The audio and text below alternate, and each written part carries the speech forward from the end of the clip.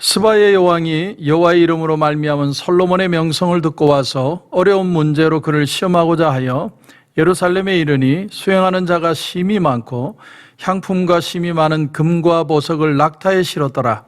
그가 솔로몬에게 나와 자기 마음에 있는 것을 다 말하매 솔로몬이 그가 묻는 말에 다 대답하였으니 왕이 알지 못하여 대답하지 못한 것이 하나도 없었더라.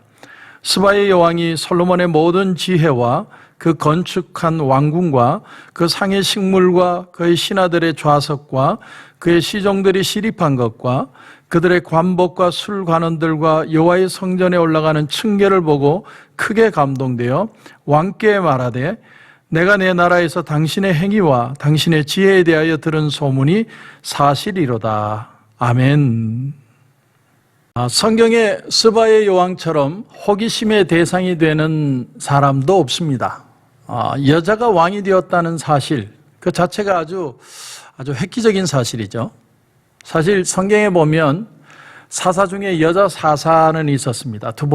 두보라는 사사가 있었지만 그러나 여자가 한 나라의 국가 원수였다라는 것도 독특하지만 그런 국가의 원수가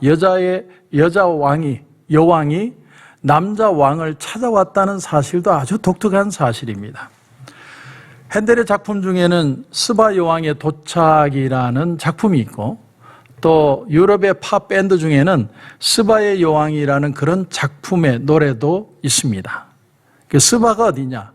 우리는 흔히 시바라고 얘기하는데 그 시바라고 표현되는 스바는 아라비아 반도 남서쪽에 있는 물류호구 국가였을 것이다. 이렇게 표현을 합니다. 자, 오늘 본문을 보면 2절에 수행하는 자가 심히 많았다 이렇게 표현을 합니다. 그러니까 스바의 여왕이 혼자 온 것이 아니라 자기 많은 신하들을 데리고 그게 금과 은과 향유와 그리고 많은 보석들을 싣고서 솔로몬을 찾아왔다는 거죠. 소위 말하는 캐러반입니다. 캐러반은 약대상이죠. 약대들을 이끌고 물품을 운송을 하고 팔고 다니는 그런 캐러반. 그렇게 수입을 또 소득원을 올리는 나라가 바로 스바라는 나라였다는 거죠. 그 스바의 여왕이 솔로몬을 찾아온 겁니다. 물건을 팔기 위해서가 아니라 그의 지혜를 얻기 위해서 왔다는 거죠. 여러분, 아브라함도 캐러반이었죠. 약대상이었습니다. 그래서 하나님이 갈대아 우르 땅을 떠나 내가 너에게 지시하는 땅으로 가라라고 하나님이 말씀하실 때 제일 먼저 어디로 갑니까? 하란으로 가죠. 하란 땅. 왜 하란으로 갔느냐? 하란이란 이름 자체가 교차로라는 뜻입니다. 그러니까 약대상을 하면서 아브라함이 많이 이 하란 땅을 들락달락한 기억이 있는 거죠. 그래서 먼저 익숙한 하란이라는 땅으로 가서 정착을 했던 것이고 그 다음에는 아버지 데라가 죽기 전에 그는 그 땅을 떠나 하나님이 지시한 가나안 땅으로 가게 됩니다.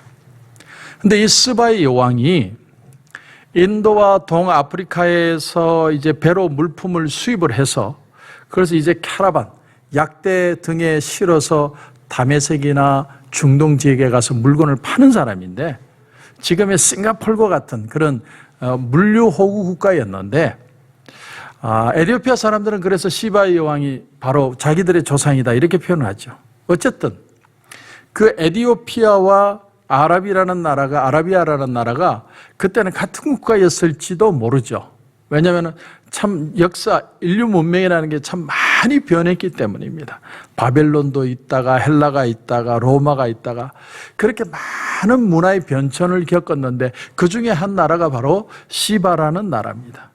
그런데 이 시바의 여인, 이 여왕이 얼굴이 까무잡잡한 흑인이었을 수도 있고 아니면 중동 지방의 얼굴을 한 중동 여인의 얼굴을 가졌을 수도 있습니다.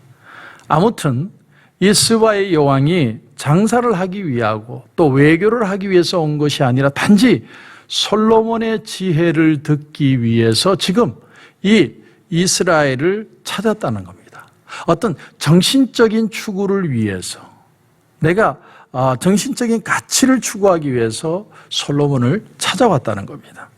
그러니까 솔로몬의 지혜가 얼마나 유명했으면, 얼마나 소문이 났으면 그 솔로몬의 지혜를 듣기 위해서 이렇게 수많은 물품을 가지고 찾아왔을까?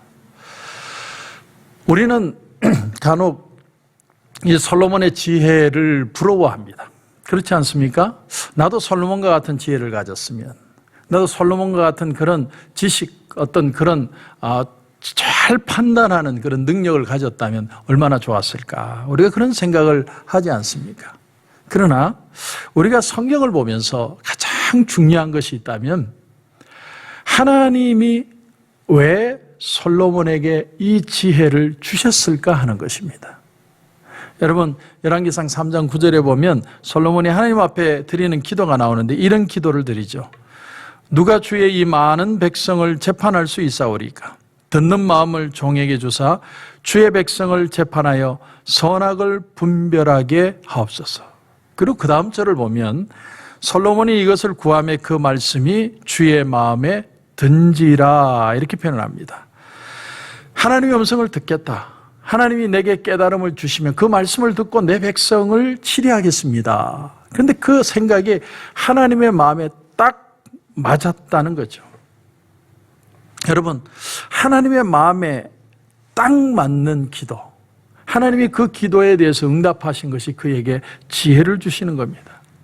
그러니까 우리가 가장 먼저 배우는 중요한 오늘 말씀의 레슨은 바로 이것입니다. 하나님이 기뻐하시는 뜻이 무엇이고 또 하나님이 기뻐하신다면 나는 그 뜻을 실천하겠습니다라는 마음이 있다면 오늘도 솔로몬처럼 하나님은 우리에게 역사하실 수 있다라는 겁니다.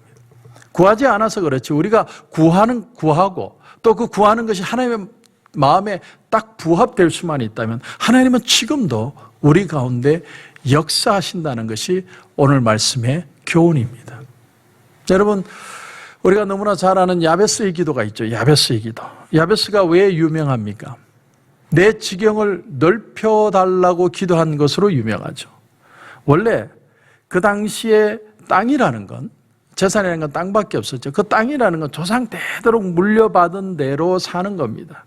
여호수아가 땅을 분배한 뒤에 그들은 그대로 하나님이 주신 기업이라고 생각하고 물려받게 되어 있었습니다. 그런데 어찌된 건지 그 조상 중에 그 땅을 빚을 지고 혹은 또 땅을 잃고 이런 일들을 통해서 이 야베스가 받은 땅은 정말 코딱지만한 찢어지게 가난한 가난을 물려받은 거예요. 그때 야베스가 하나님 앞에 기도합니다. 하나님, 내 지경을 넓혀 주시옵소서. 근데 그게 하나님의 마음에 맞았고 하나님이 그 기도를 응답하시고 그의 기도에 허락해 주셨다는 겁니다. 여러분, 우리가 솔로몬 같은 사람을 참 부러워하죠. 참 부러워합니다. 그러나 솔로몬도 시작할 때가 있다는 것을 아시는 것이 중요합니다. 솔로몬은 가장 기본적인 것부터 시작을 했습니다. 그가 임금이 되었을 때 하나님 앞에 구한 게 뭡니까? 나는 하나님 아이라서 출입을 할 수가 없습니다. 이 많은 백성을 다스릴 지혜가 내게 없는데 하나님께서 저에게 지혜로운 마음을 주세요. 그러면 내가 그 주시는 말씀을 가지고 내 백성을 치료하겠습니다. 하나님이 그 마음이 너무 마음에 딱 맞으시고 기쁘셔서 그에게 하나님이 지혜를 주셨고 지혜만 주신 것이 아니라 그가 구하지 않은 부와 영광과 장수도 하나님이 주셨다고 말씀을 하셨습니다. 결국은 중요한 것이 하나님이 기뻐하시는 마음을 우리가 아는 기도를 드릴 수 있느냐는 겁니다. 여러분, 처음에는 솔로몬보다 다윗이 더 유명했죠. 그래서 늘 사람들은 솔로몬을 표현할 때 다윗의 아들 솔로몬, 항상 어디를 가나 더 뛰어난 아버지를 표현을 했습니다. 그런데 어느 순간 솔로몬이 아버지보다 더 유명해지기 시작한 거예요. 솔로몬의 지혜가 더 소문이 나고 더 뛰어나지기 시작했다는 거예요. 그래서 심지어 그때의 여왕이었던 스바의 여왕이 그 지혜를 얻기 위해서 자기가 많은 물건을 싣고 이 솔로몬을 찾아올 정도였더라. 그러니까 솔로몬의 전성기는 하루아침에 이루어진 게 아닙니다. 그리고 이 하루아침에 이루어지지 않는 이 전성기가 또 하루아침에 사라질 수도 있다라는 것을 우리에게 암시하고 있습니다. 왜냐하면 다음 장인 11장 9절에 보면 솔로몬이 마음을 돌려 이스라엘의 하나님 여호와를 떠났다라고 표현을 합니다. 여러분, 메뚜기 한철이라고 솔로몬이 정말 하나님께서 주시는 지혜와 부를 가지고 참 축복을 받던 시절이 있다면 바로 다음 장부터는 솔로몬은 쇠퇴하기 시작합니다. 모든 부와 명성과 영화가 다 사라집니다. 그러면 솔로몬으로 하여금 그렇게 나태하고 게으르게 하고 교만하게 하는 그 모든 타락하게 하는 순간, 그 순간이 어떻게 해서 그에게 왔느냐 하는 겁니다. 우리가 그때가 오기 전까지는 적어도 솔로몬은 착실하게 성장하고 많은 사람들에게 영향을 끼치고 심지어 자기 나라뿐만 아니라 이 세상 어디에든 소문이 많이 나는 아주 유명한 존재가 되었습니다. 여러분, 우리 주변에 보면 복에 겨워하는 사람들이 많습니다. 복에 겨워하는 사람.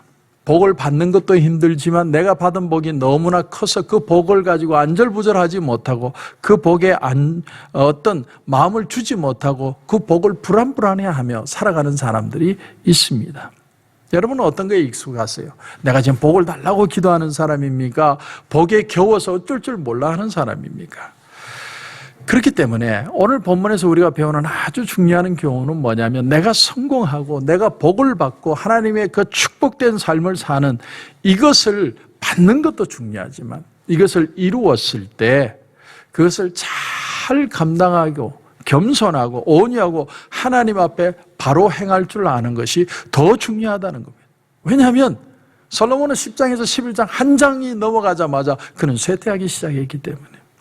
그러므로 우리의 진정한 적이라는 것은요, 세상의 적도 아니고 어떤 어려움이나 건강이나 물질이나 어떤 돈이나 어떤 경쟁이나 불황 이런 것들이 아니라 사실은 가장 큰 적은 자기 자신이라는 겁니다. 자기 자신이 가장 큰 적입니다. 나를 극복하는 것이 이 세상에서 가장 어렵고 가장 중요하고 결국 나를 절제하지 못하고 나를 주체하지 못하기 때문에 사람이 실종하는 거죠. 그래서 야고보서 1장 14절에 보면 오직 각 사람이 시험을 받는 것은 자기 욕심에 끌려 미혹됩니다. 이렇게 표현을 합니다. 자기 욕심. 여러분, 마귀만 탓해서만 되는 게 아니라 내가 내 마음을 절제하고 컨트롤할 수 있는 마음, 내가 내 마음을 지킬 수 있는 마음, 이것이 없으면 우리는 언제든 넘어질 가능성이 있는 사람들이라는 겁니다. 자, 솔로몬이 세계적으로 유명한 유명인사가 되었을 때 사람들에게 이름이 알려지고 방문하는 사람들이 끊임없이 찾아올 때 솔로몬이 정말 해야 될 게 뭐였을까요? 오히려 솔로몬은요, 그 사람들의 만남을 줄이고 문을 닫고 더 하나님의 말씀을 붙들고 더 하나님 앞에 기도하는 자세가 필요했다는 거죠. 왜?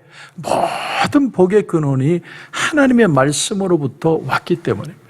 그래서 존 웨슬레는 부흥할수록 하루에 꼭 2시간 이상 하나님 앞에 기도했다고 하는 것이죠. 중요한 건 뭐냐면 교만하지 않고 끝까지 하나님 앞에 겸손하게 나는 설 수 있느냐. 하나님은 하나님께서 원하시면 내게 부도 주시고 건강도 주시고 얼마든 우리에게 많은 것들을 주실 수 있습니다. 그러나 더 중요한 건 그것을 어떻게 하면 유지하고 롱런할 수 있느냐. 끝까지 변치 않고 갈 수 있는 비결은 하나님의 말씀을 붙드는 겁니다. 그리고 그 말씀 안에서 나를 바라보고 내가 기도하며 내가 하나님 앞에 살려고 애를 쓰는 자세입니다. 그 자세가 있어야 우리는 솔로몬처럼 변질되는 삶을 살아가지 않을 수 있습니다. 오늘 하루를 살면서 여러분이 많은 걸 얻으셨습니까? 아니면 많은 걸 잃으셨습니까? 둘 다 하나님의 은혜 속에 있습니다. 내가 하나님 은혜 안에 있다는 그 자세만 있으면 하나님은 계속 나와 함께 하십니다. 함께 하심이 축복이에요. 그 은혜 안에서 승리하시는 저와 여러분이 되시길 주님의 이름으로 축원합니다. 기도드리겠습니다. 하나님 은혜를 감사합니다. 오늘 솔로몬은 이스라엘뿐만이 아니라 온 세계로 유명한 사람이 되었습니다. 하나님 앞에 하나님의 말씀을 듣는 마음을 달라고 할 때 하나님이 그 기도가 하나님의 마음에 꼭 맞아서 그에게 지혜만 주신 게 아니라 물질과 건강도 허락해 주셨습니다. 하나님, 우리가 하나님 앞에 축복받는 것도 중요하지만 이 복을 하나님의 은혜 안에서 어떻게 유지해가며 더 귀하게 사용되어지는가를 깨닫는 삶이 되게 하옵소서. 더 말씀 붙들고 또 기도하는 자로 하나님 앞에 살게 하셔서 이 어려운 세대에도 하나님이 함께 하시고 하나님의 인도하심을 경험하고 은혜 안에 승리하는 하루를 살게 하여 주시옵소서. 오늘도 기도하는 가운데 하나님 큰 은혜 주실 줄 믿고 예수님의 이름으로 기도드립니다. 아멘.